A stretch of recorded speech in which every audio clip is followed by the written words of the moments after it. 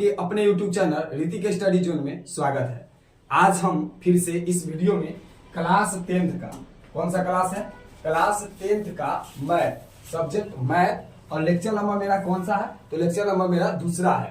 क्या कि इससे पहले, इस वीडियो से पहले क्लास 10th का सिलेबस के बारे में, मैथ का सिलेबस के बारे में डिस्कशन कर चुका हूं। अगर आप नहीं देखे हैं तो इस वीडियो को पहले देख लेंगे। और यहां से हम लोग चैप्टर स्टार्ट करने जा रहे हैं। चैप्टर के नाम है वास्तविक संख्या। कौन सा चैप्टर का नाम क्या है? वास्तविक संख्या, जिसको इंग्लिश में क्या कहते हैं? रियल नंबर कहते हैं। Real number, NUMBER। चलिए, तो क्वेश्चन स्टार्ट करने से पहले हम लोग कुछ कंसेप्ट जानते हैं, थ्योरी को समझेंगे, उसके बाद हम लोग क्वेश्चन करेंगे। ठीक है, तो देखिए यहाँ पे, ठीक है शुभम, देखिए वास्तविक संख्या को दो भागों में बांटा गया है। वास्तविक संख्या कितने भागों में? दो भागों में। एक का नाम है परिमेय संख्या। कौन सा संख्या? परिमेय संख्या। एक का नाम है परिमेय संख्या। कौन सा संख्या है? एक का नाम है परिमेय संख्या और दूसरा नाम है अपरिमेय संख्या। अपरिमेय संख्या, अपरिमेय संख्या। आपको मन में, दिमाग में उठता होगा कि परिमेय संख्या किसे कहते हैं, अपरिमेय संख्या किसे कहते हैं। आपको मालूम होगा, पीछे का कक्षा में पढ़ के आए होंगे, लेकिन थोड़ा सा हम यहाँ पे समझाने की कोशिश करते हैं, थोड़ा सा रिपीट कराते हैं। ठीक है, तो आइए परिमेय संख्या को समझेंगे। परिमेय संख्या किसे कहते हैं? जिसे P/Q के रूप में लिखा जा सके। क्या समझना है? P/Q के रूप में लिखा जा सके, उसी को हम लोग क्या कहते हैं? परिमेय संख्या कहते हैं। लेकिन कहीं पे लिखा जहां Q नॉट इक्वल टू 0। अब इसका मतलब क्या होता है, सब बताएंगे। परिमेय संख्या, एक में परिमेय संख्या और दूसरा में क्या है? अपरिमेय संख्या। परिमेय संख्या किसे कहते हैं? तो वैसी संख्या जिसे P/Q के रूप में लिखा जा सके, उसी को हम लोग क्या कहते हैं? परिमेय संख्या कहते हैं। देखिए, जैसे मतलब P का मान लेते हैं हम 2 मान लेते हैं, और Q का मान लिए 3, तो ये आपका क्या हो गया? 2/3। यही आपका परिमेय संख्या हो गया। एक और समझाते हैं, जैसे -3 ले लिए P का मान और Q का मान ले लिए 4, तो हो गया कितना? -3/4। यह परिमेय संख्या हो गया। इस तरह से आप लिख सकते हैं 5/2, ये भी क्या हो जाएगा? परिमेय संख्या हो जाएगा। अगर P का मान लेते हैं -3, तो ये भी क्या हो जाएगा? परिमेय संख्या हो जाएगा। अब Q का मान क्या है? तो Q का मान 1 है, Q का मान 1 मान लिए। ठीक है, अगर मान लेते हैं -2, ये भी क्या है? परिमेय संख्या है। सीधे मान लेते हैं 3, ये भी आपका क्या है? परिमेय संख्या है। ठीक है, अब आइए, अब Q नॉट इक्वल टू 0 का मतलब समझिए। मतलब यह होगा कि जैसे 3 है, आप बाटा में जो है ना, Q के जगह पर नीचे 0 नहीं ले सकते हैं। क्या काहे नहीं ले सकते हैं? क्या कि देखिए, जैसे ही आप 0 लीजिएगा 3 में, ई आ जाएगा कथी? ई क्या है? तो यह अपरिभाषित है, माने यह अपरिभाषित का चिन्ह है, ऐसा नहीं होगा। माने जैसे ही 0 से 3 में देंगे, तो यह क्या हो जाएगा? अपरिभाषित हो जाएगा। ठीक है, परिमेय संख्या को समझ कर कोई दिक्कत है तो बताइए। Q नॉट इक्वल टू 0, माने नीचे 0 नहीं होना चाहिए, उसी को हम लोग क्या, कौन सा संख्या कहते हैं? परिमेय संख्या कहते हैं। कोई दिक्कत? प्रोग्राम बोला ना। ठीक है, आगे बढ़ते हैं। तो चलिए, अब यहां पे समझिए, परिमेय संख्या को कितने भागों में बांटा गया? तो परिमेय संख्या को 2 भागों में बांटा गया। परिमेय संख्या कितने भागों में? 2 भागों में। एक का नाम है, यहां पे समझेंगे, एक का नाम है पूर्णांक। क्या है? पूर्णांक। पूर्णांक, ठीक है, इसको इंग्लिश में क्या कहते हैं? इंटीजर कहते हैं। और एक का नाम है भिन्न। क्या है? भिन्न। एक का नाम कथी है? एक का नाम है पूर्णांक और दूसरी का नाम क्या है? भिन्न। परिमेय संख्या के कितने भागों में बांटा गया है? 2 भागों में। एक का पूर्णांक हो गया और एक हो गया भिन्न। अब देखिए, पूर्णांक क्या है? जो अपने आप में पूर्ण हो, उसी को हम लोग क्या कहते हैं? पूर्णांक कहते हैं। पूर्ण का मतलब कथी? उसको बांट नहीं जा सकता है, उसी को हम लोग पूर्णांक कहते हैं। इसी में देखिए, एक और आसान बात बताएं, जिसके बाटा में, माने जिसके बाटा में 1 हो, वह सब के सब पूर्णांक हो जाएगा। अब देखिए ना, आपको यहाँ पर देखिए, जैसे यहाँ से भिन्न इसी में से छाटते हैं, क्योंकि परिमेय संख्या को तो बांटे हैं 2 भाग में, तो यहाँ ये भिन्न में, ये हो गया 2/3, ये कथी हो गया? भिन्न हो गया। -3/4, ये क्या हो गया? यह भिन्न हो गया। जैसे माइनस सीधे 5/2, यह क्या हो गया, भिन्न हो गया। इसको बांट सकते हैं हम लोग, अधिया सकते हैं, इसको 2 में 3 में भाग दे सकते हैं, लेकिन पूर्ण है -3, यह आपका क्या हो जाएगा, पूर्णांक हो जाएगा। -2 क्या हो जाएगा, पूर्णांक हो जाएगा। ये क्या हो जाएगा, 3, यह भी क्या हो जाएगा, पूर्णांक हो जाएगा। तो देखिए पूर्णांक क्या होता है, पूर्णांक देखिए जैसे यहाँ पे 0, 1, 2, 3, 4, इधर से आइए -1, -2, -3, -4, उसी को हम लोग क्या कहते हैं, पूर्णांक कहते हैं। कोई दिक्कत है बताइए। पूर्णांक को समझ गए, भिन्न को समझ गए। पूर्णांक क्या है, भिन्न क्या है। पूर्णांक जो अपने आप में पूर्ण हो उसी को क्या कहते हैं हम लोग, पूर्णांक कहते हैं। और भिन्न देखिए जिसको बांटा में हमने 2/3, -3/4, 5/2, यह क्या आपका हो गया, भिन्न हो गया। हम लोग कभी कभी अभी तक पहले पढ़े वास्तविक संख्या। वास्तविक संख्या को कितने भागों में बांटा गया है, तो 2 भागों में। परिमेय संख्या, अपरिमेय। आपको ऑब्जेक्टिव पूछता है कि परिमेय और अपरिमेय संख्या के परिवार को क्या कहते हैं, क्या कहते हैं, वास्तविक संख्या। क्या कहते हैं, वास्तविक संख्या। ऑब्जेक्टिव का फेमस क्वेश्चन है बोर्ड का, ठीक है। अगला में हम लोग चलते हैं, ठीक है। अब चलिए जो पूर्णांक होता है, पूर्णांक देखिए यहाँ पे जो पूर्णांक होता है, क्या पूर्णांक, उसको कितने भागों में बांटा गया है, तो पूर्णांक को 3 भागों में बांटा गया है। एक को क्या कहा गया है, एक का नाम है धनात्मक, कहती है धनात्मक, धनात्मक। और एक का नाम है शून्य, शून्य, शून्य माने 0। और दूसरी का है ऋणात्मक, क्या है, ऋणात्मक, ऋणात्मक। समझ रहे हैं। एक का नाम है धनात्मक, दूसरी का नाम है पूर्ण और शून्य, और तीसरी का नाम है ऋणात्मक।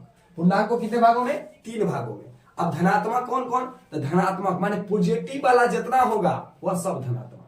आज जो निगेटिव, निगेटिव का मतलब माइनस वाला जो होगा वह ऋणात्मक में जाएगा। जैसे देखिए यहाँ पे धनात्मक वाला में जैसे 4, 3, 2, 1, यह है निगेटिव वाला चिन्ह नहीं, माने प्लस वाला जो चिन्ह होगा ना वो हो जाएगा धनात्मक, और जो माइनस वाला चिन्ह होगा ना वो सब ऋणात्मक। जैसे -4, -3, -2, -1, यह सब का सब क्या हो गया, ऋणात्मक पूर्णांक हो गया। अब ये बताओ, यही बउआ साहब के देखो, ये लड्डू साहब, ये है समझिए 0 और 0 शून्य, इसको क्या कहते हैं, शून्य। न यह धनात्मक होता है और न ही ऋणात्मक होता है, इसलिए इसको अलग छाट दिया गया शून्य। कोई दिक्कत, पूर्णांक को समझ गए, कोई दिक्कत है तो बताइए, नहीं है तो चलिए धनात्मक समझ गए कि जो पॉजिटिव वाला चिन्ह होगा उस पूर्णांक को धनात्मक पूर्णांक, और जो निगेटिव वाला चिन्ह होगा उस पूर्णांक को निगेटिव पूर्णांक कहेंगे। कोई दिक्कत। प्रोग्राम कुछ संख्या देखिए, हमारा चैप्टर 1 का नाम था वास्तविक संख्या। कौन संख्या, वास्तविक संख्या, वास्तविक संख्या, ठीक है। तो कुछ संख्या के हम लोग बारे में जानकारी प्राप्त लेते हैं। देखिए यहां से आप अगर यहां से संख्या के बारे में देखिए तो पूर्णांक देखिए, यहां से समझिए, समझना है, इधर इधर समझना है थोड़ा सा। पूर्णांक, पूर्णांक में हम लोग क्या बताए थे, 0, 1, 2, 3, 4, 5, ये सब का सब पूर्णांक है। इधर लिखे थे -1, -2, -3, -4, -5 लिखे थे। सुनना है, यह 0 से स्टार्ट लेके दाहिना साइड में चल जाइएगा ना, यह जो संख्या बनता है, इस साइड वाला जो भी संख्या बनता है इसको पूर्ण संख्या कहते हैं। कौन संख्या कहते हैं, पूर्ण संख्या कहते हैं। माने जो 0 से शुरू हो, कभी से शुरू हो, 0 से शुरू हो, उसको हम लोग कौन संख्या कहेंगे, पूर्ण संख्या कहेंगे।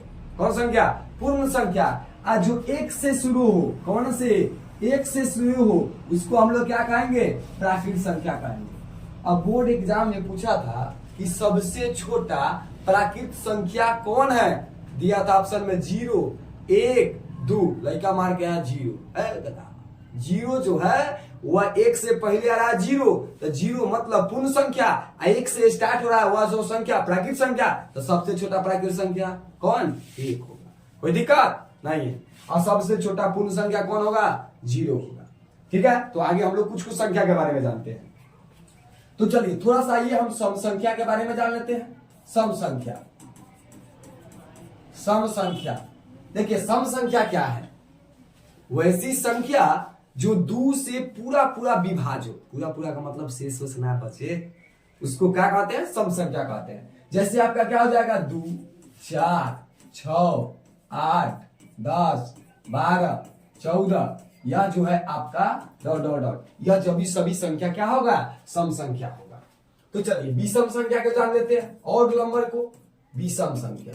विषम संख्या किसे कहते हैं, तो वैसी संख्या, देखो अब हमको क्या पढ़ना है, विषम संख्या के बारे में पढ़ना है। तो विषम संख्या किसे कहेंगे, तो वैसी संख्या जो 2 से पूरा पूरा विभाज नहीं होता है, उसी को हम लोग क्या कहते हैं, विषम संख्या कहते हैं। कौन सा संख्या कहते हैं, विषम संख्या। अब विषम संख्या में क्या आ जाएगा, 1 नहीं 3, 5, 7 और 9। अब कहेगा सर जी 9 विभाज नहीं हो जा रहा है, पूरा पूरा तक कट जाता, कमना से 3 से कट रहा है, 2 से हम बताए हैं, इसलिए अब कोनों में कहीं दिमाग ना लगा दीजिएगा। अब 25 कहिएगा सर जी 25 में 5 से ना कट जा रहा है, 25 नहीं कट गया, ये तो हो गया सम संख्या।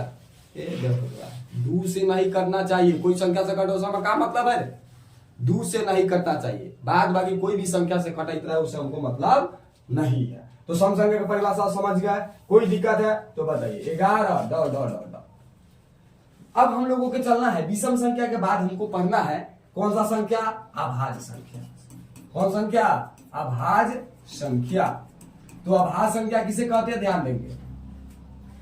अभाज्य संख्या को समझना, वैसी संख्या जो एक और स्वयं को छोड़कर किसी दूसरे संख्या से विभाज्य नहीं होता है, उसी को हम लोग क्या कहते हैं, अभाज्य संख्या कहते हैं। कौन संख्या कहते हैं, अभाज्य संख्या कहते हैं। जैसे में आपका क्या हो जाएगा, 2 देखिए एक से कटता है, नहीं तो स्वयं से कटता है, इसके अलावा कोई संख्या से कटता है नहीं। जैसे 3 होगा, 5, 7, 8 होगा, 8 नहीं, 9 होगा, 9 3 से कट जा रहा है, किसी दूसरे संख्या से भी कट जाए तब उसको क्या कहेंगे, अभाज्य संख्या नहीं कहेंगे।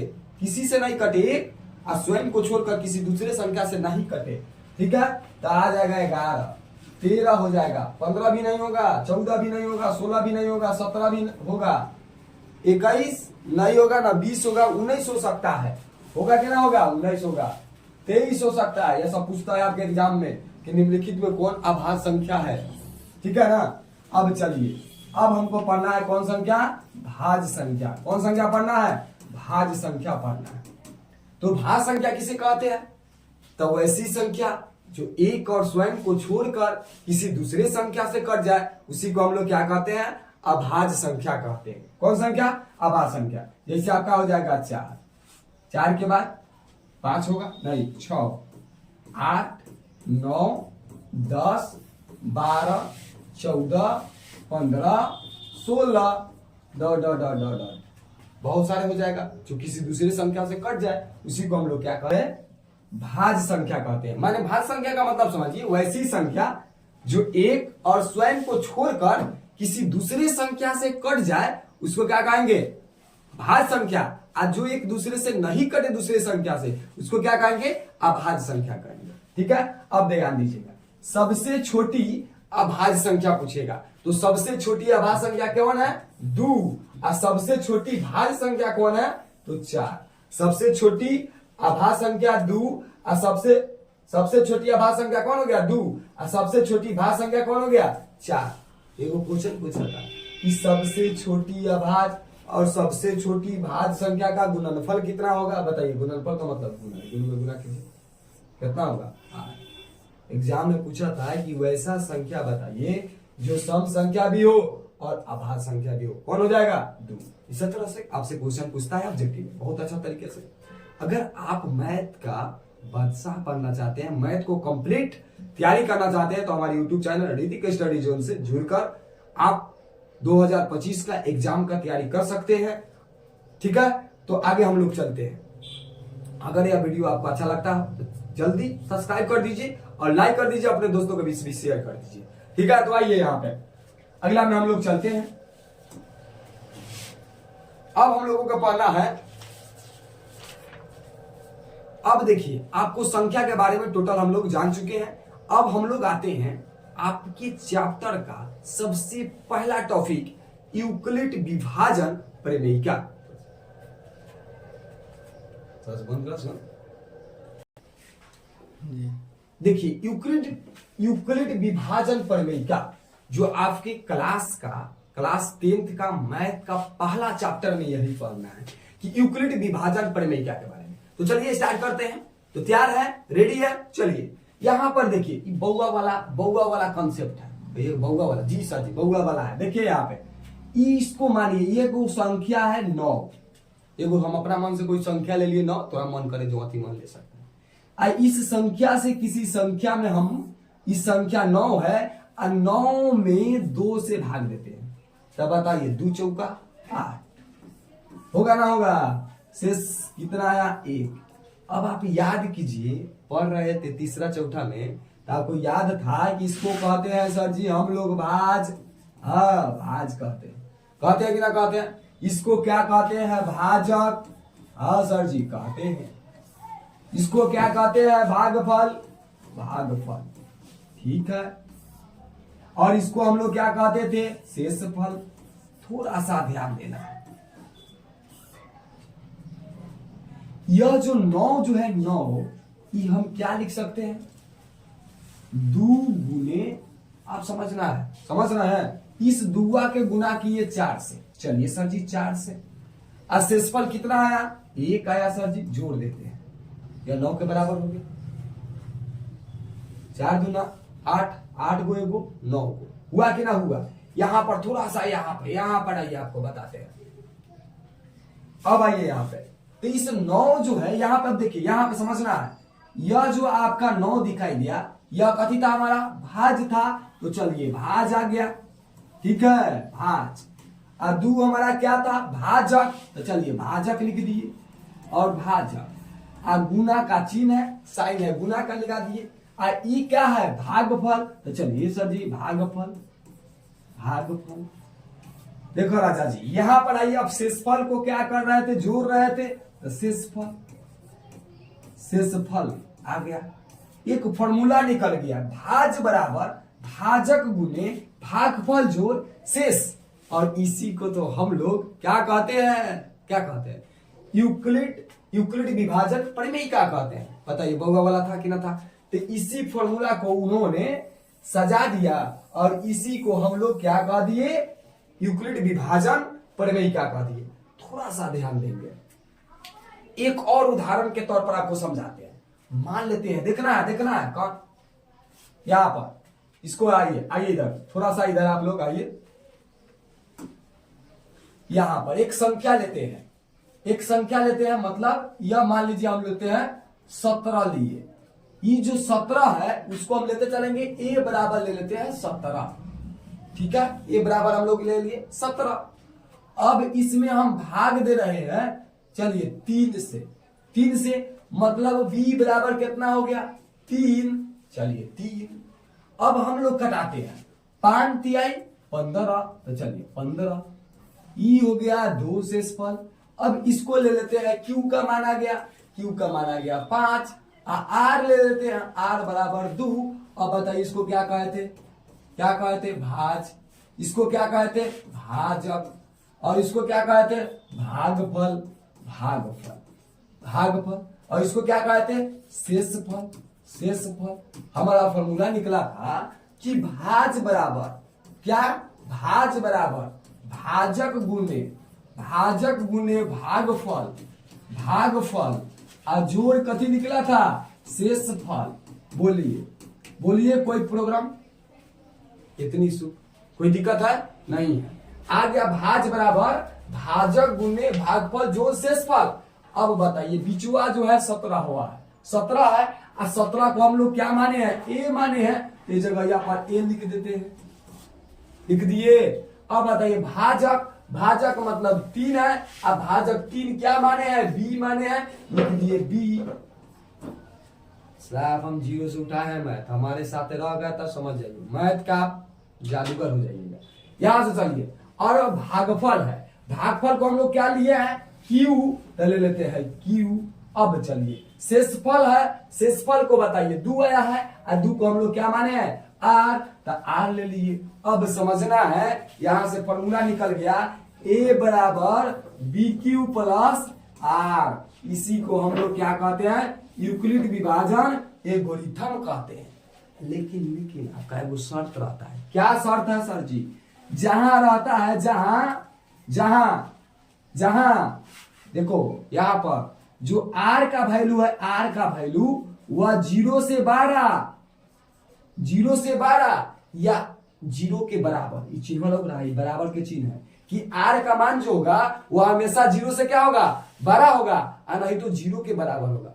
भैया सर जी कितना बड़ा बता रहे हैं, लेकिन बी से छोटा, लेकिन बी से क्या होना चाहिए, छोटा होना चाहिए। 0 आर का मान जो है वह 0 से 12 होगा, लेकिन किससे छोटा होगा, बी से छोटा होगा। ये आपका फेमस क्वेश्चन है, ऑब्जेक्टिव में बार बार पूछता है। स्टार लगा दीजिए सर जी।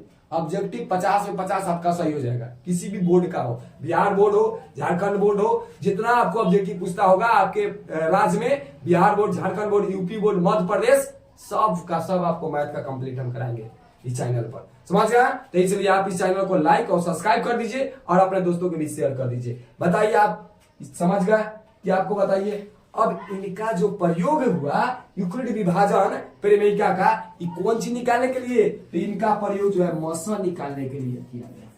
कथी निकालने के लिए, मसा निकालने के। तो आपसे पूछता है यूक्लिड विभाजन परिमेयिका से हम लोग क्या निकालते हैं, तो यूक्लिड विभाजन परिमेयिका से हम लोग मसा निकालते हैं। ऑब्जेक्टिव कंप्लीट, कोई दिक्कत प्रोग्राम नहीं है। तो हम लोग इस फॉर्मूला पर क्वेश्चन 2-3 कर लेते हैं, किया जाए। चलिए रेडी है, तो चलिए आगे चलते हैं।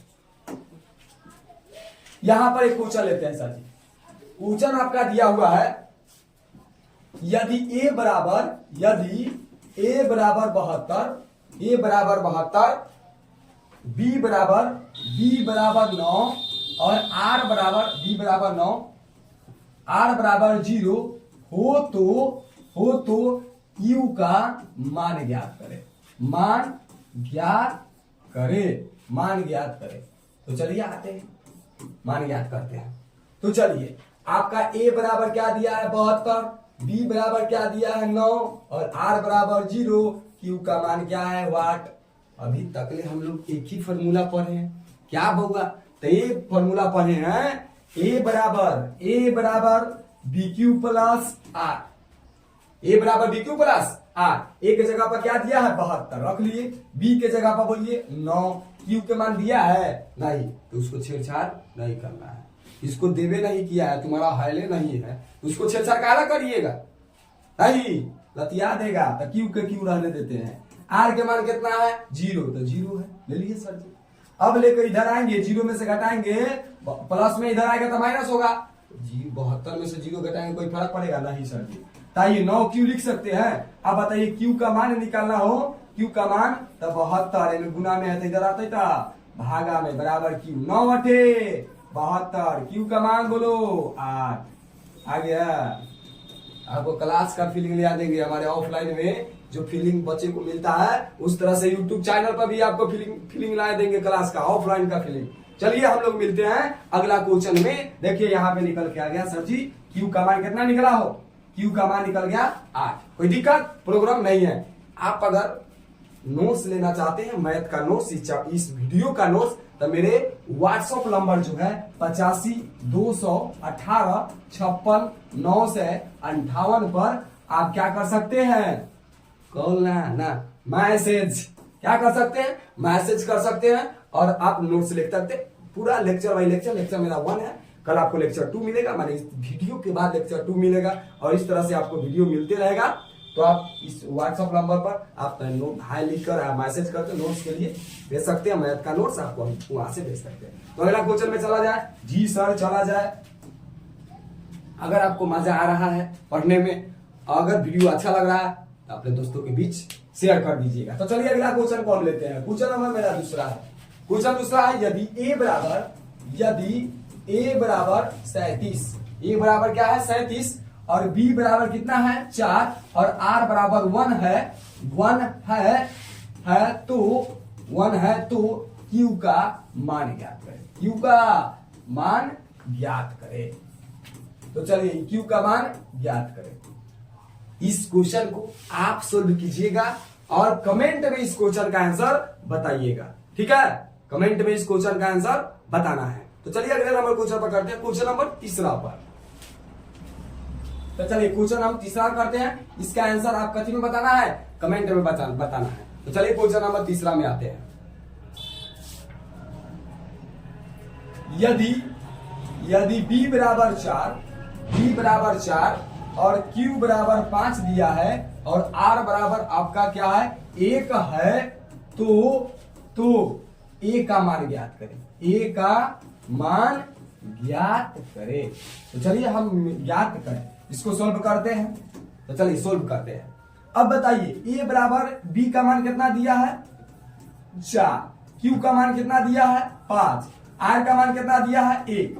तब बताइए फॉर्मूला क्या होता है, सब जानते हैं, a बराबर बी क्यू प्लस r, यही तो आप फॉर्मूला पर आए हैं अभी तक ले। तो चलिए अब बताइए a का मान दिया है नहीं, तो आपको बता दिए हैं, जो नहीं दिया है जिसको छेड़छाड़ नहीं करना है, जो अपना ही है नहीं है छेड़छाड़ नहीं करेंगे। तो चलिए b का मान बोलिए, b का मान 4 है और q का मान बोलिए 5 है, r का मान 1 है, 5 चौका 20 और 20 1 21, a का मान आ गया, कंप्लीट है, कोई दिक्कत प्रोग्राम नहीं है, आगे। तो हम मिलते हैं एक दूसरे वीडियो में, चैप्टर स्टार्ट करेंगे यूक्लिड विभाजन से, एक्सरसाइज 1.1 से, ठीक है, और वहां पे क्वेश्चन करेंगे। अगर यह वीडियो आपको अच्छा लगा हो तो अपने दोस्तों को भी शेयर सब्सक्राइब कर दीजिएगा। आप अगर व्हाट्सएप, टेलीग्राम, फेसबुक, जहां जहां सोशल मीडिया से आप जुड़े हैं वहां स्टेटस लगा के आप हमको सपोर्ट कर सकते हैं। अगर आप सपोर्ट आप मेरे ऊपर दिखाए तो हम आपको यूट्यूब चैनल पर प्रत्येक सब्जेक्ट का वीडियो बनाकर, और हमारे ऑफलाइन में जिस तरह से आपका चलता है उस तरह से आपका हम तैयारी करा सकते हैं। तो मिलते हैं एक नए वीडियो के साथ, थैंक यू।